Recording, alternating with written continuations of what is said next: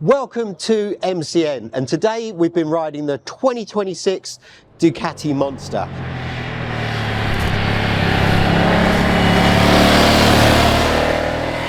Now this is an all-new bike for this year. Everything about it is brand new, from the engine, from frame, suspension, the bodywork. Almost every single aspect of this bike has been re-engineered and redesigned for this year.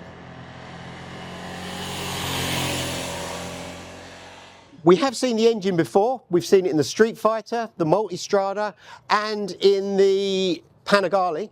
But when it comes to the Monster, that's arguably the most iconic of those four bikes. Ducati released the Monster back in 1993, and they've sold 380,000 of these. So they really do need to get it right. Now, what we want to know then, if this does live up to the name, and if it's a true monster. Now, for it to be a monster, it's got to adhere to certain criteria. It needs to have a grunty engine. It's got to have agile handling, and it's got to have curb appeal.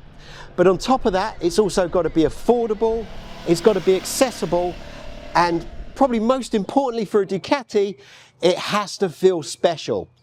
So, how does it stack up? Well, let's start with the engine. So the V2 has been specifically tuned for the Monster in this application. It puts out 109 brake horsepower and 67 pound-feet of torque. Now, 70% of that torque is delivered below 3,000 RPM. So that means the moment you get on the throttle, you've got instant oomph, you've got instant grunt from this engine. Moving further up the rev range, between 4 to 10,000, you're still getting 80% of the torque there. Now, what does that all mean in real terms? Let's forget the jargon for a moment. Well, we've been riding it in the Spanish hills, where it's twisty, the roads are nice.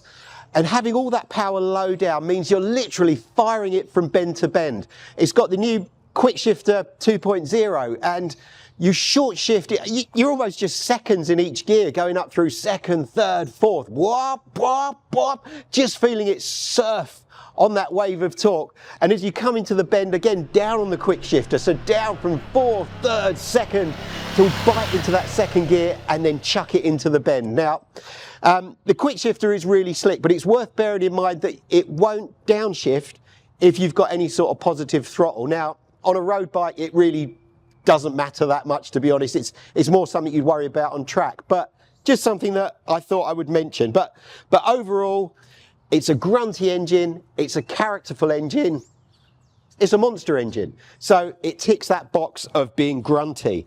Now, agile handling. It's got the new monocoque chassis that, again, is familiar across the range, and that makes the whole thing feel nice and stiff, nice and tight, nice and compact. So suspension is all new. Ducati have gone with shower this year. It was KYB in the past. 43mm forks at the front and monoshock at the rear. Now, none of it is adjustable with the exception of preload on the rear. Does that matter? Well, it doesn't really, because Ducati and Shower have worked together to really do a good job on engineering these forks. It's quite firm, the ride, yet it's quite plush. For basic suspension settings, it's quite plush. We've had the rear preload set to just one notch above bottom, and it's still firm enough. But you want to have that scope of adjustability on a Monster because it's got a back seat, and let's face it, if you've got one of these, chances are you're going to be taking a passenger on it at some point. Now, I've said it's firm, it's quite sporty, it's very confident in the turn. When you tip this bike on its side, push the bars, get it leant over, it's really confident, it's assured, it holds its line really, really nicely. Changes of direction. It's not particularly fast, it's not razor sharp like a Panigale or the Street Fighter, because this is a roadster. So it's a little bit lazier, it's a little bit more relaxed when you're changing direction. It kind of feels, although I said it feels compact, the wheelbase feels quite long. So when you're going from a right to a left, it's quite graceful, and it's really quite a pleasure to do. So, and for a less experienced rider, that's something that will really build your confidence up. So in terms of handling, before I give you the answer, let's just mention brakes. They are the same monoblock calipers as last year, the Brembo M432. They've got lots of feel off the lever, Lots of stopping power. A bike like this, it's everything that you need. It has now got an IMU as well, so cornering ABS, cornering traction control. Just worth mentioning that it's got those, and we have put them to the test because it's been wet on some of the roads that we've been on. And some of that weird spidery overbanding that they have on the Spanish roads is really slippery, and it really does give you confidence a boost and makes you feel reassured when you do feel it slip and grip when you're in sport mode. So in terms of handling, that's a definite win. I didn't mention the clutch. There's a really nice, gentle and progressive feel to the clutch. I do want to mention on the accessibility that when you go to pull away the first time you ride it, you don't actually need to touch the throttle. You can just feed out the clutch and the bike will get rolling without stalling. And that's really important for your confidence when you're first riding it. So looks, now, in terms of curb appeal, in terms of looks, this is almost a bit like a greatest hits of the Monster. We've got some real key elements here from classic Monsters. I mean, you take the bison shape, the humpback tank. I mean, that's so typical of the Monster. The one-piece seat unit, again, that's something that's familiar. The bobbed back end. Every Monster has had that bobbed back end on it. There's little things like the stacked exhaust. They remind me a little bit of sort of the S4R, that kind of thing. And the way it all comes together, it's one of those, it's more than the sum of its parts. I don't like the word synergy, but I've used it anyway. And visually on the eye, as a work of art, a Ducati has to be a work of art to a certain extent. And the Monster really works visually. It's really well proportioned. It's a pretty bike, no doubt about it. So in terms of looks, it's got another win there. So 3 out of 6 so far. We're not doing too bad. Affordability. Now, this was the key to the Monster in the first place. Ducati sold the majority of bikes throughout the 90s, and it could easily be argued that it kind of helped save the factory. While the 916 family was out there winning world championships and being incredibly successful on track, in the showrooms, this is the bike that mattered. So £11,995. So just under 12 grand. And as affordable exotica, it's a fairly good deal.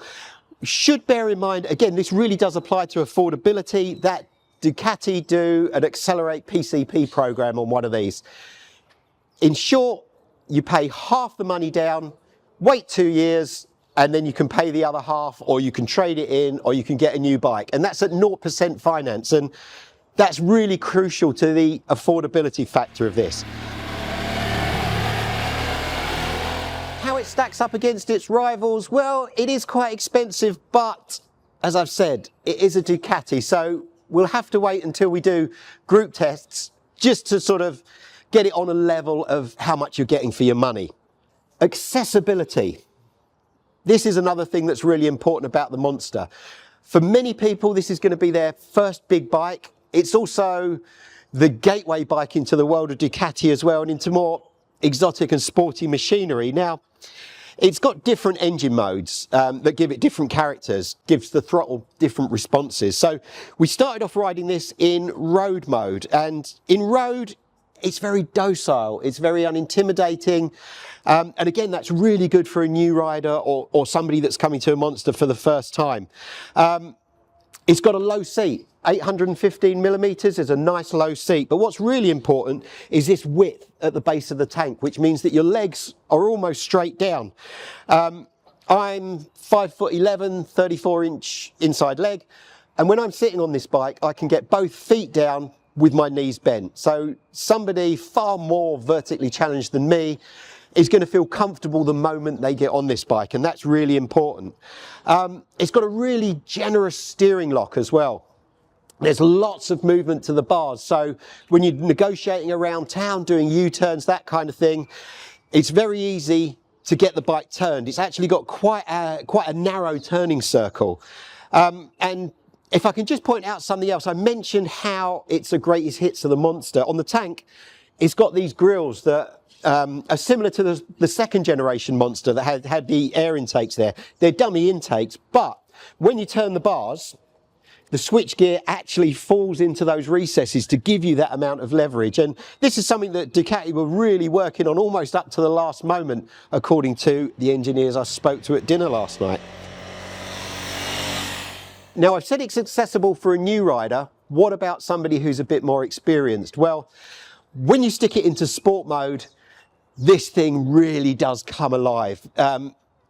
It's got the engine performance, which I've already spoke about.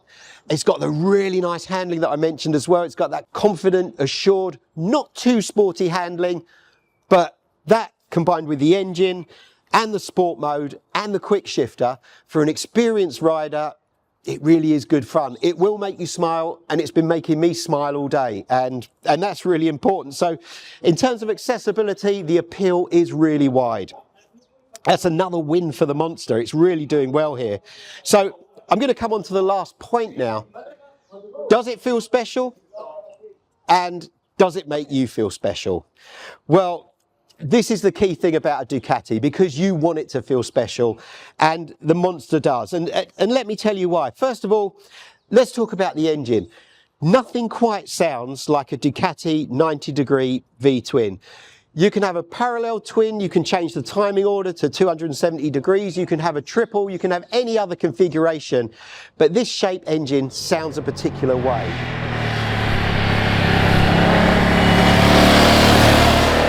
There's still an element to the sound of this engine, even though it's Euro 5 plus. It's, you know, it's subject to all the restrictions that the emissions and these regulations bring. But the noise of the exhaust is fantastic. It's got pops, it's got crackles, it's got roars. And I think what's really, really important for me personally, it's still got that sound that I heard when I was a kid at Brands Hatch, standing on the bridge, foggy on a 916 underneath the bridge, that makes the hair stand up on the back of your neck. It's still got an element of that DNA. What else makes it feel special? Well, there's the riding position as well. So the Monster has quite a broad, flat seat, quite rear set pegs as well. For a naked bike, they are set quite far back. But I'm going to come back to the narrowness of this tank here. So when you're sitting on the bike, you've got your feet slightly tucked up behind you, but you can get your knees right into this part of the tank here. And that's really important, because you can lock yourself to the chassis, which then leaves your upper body free. You suspend yourself with your core strength to spread your arms on those wide bars. And then you end up in this typically Monster riding position that is, it's quite aggressive, but it's softly aggressive. And because you're in this riding position, it does, again, it makes you feel confident. It makes you feel you're commanding the road. It gives you that feeling that it is special, and that's a real key part of this bike. So the sound, the riding position, the attention to detail. I just want to talk about, just here on the side panel, you've got the map coordinates for the Borgo Panigale factory in Bologna, where the bike's made, and it's a really nice touch. And everything else about it, the wiring's all cleverly hidden. There's nothing that offends the eye when you look at the Monster, assuming that you like the shape of the bike. And that's really important. I mean, there are one or two things, you know, I mean, the exhaust is kind of made down to a price. There are little bits of that aren't too clever. But overall, when you consider what you're getting for the money, it definitely does feel special. It has been sprinkled with that Ducati magic, and that's really important. Now, I've just mentioned how the riding position makes you feel, and it can be a little bit of a negative as well, because you are a little bit tucked up. After a couple of hours on the bike, you really do need to stretch your legs. The seat is really quite firm. Let's face it, it's not a touring bike. But you just need to bear in mind that there are one or two drawbacks with having something that's designed to work a particular way.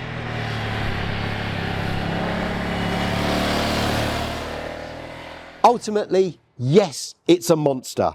It's true to its roots. It feels like a Monster. It looks like a Monster. Ducati, yet again, have just pushed it on a notch further. It's sporty, but not leery. It's a cafe racer in the Italian sense. It's cool, it's classy, it's smart. Really hope that you've enjoyed this video.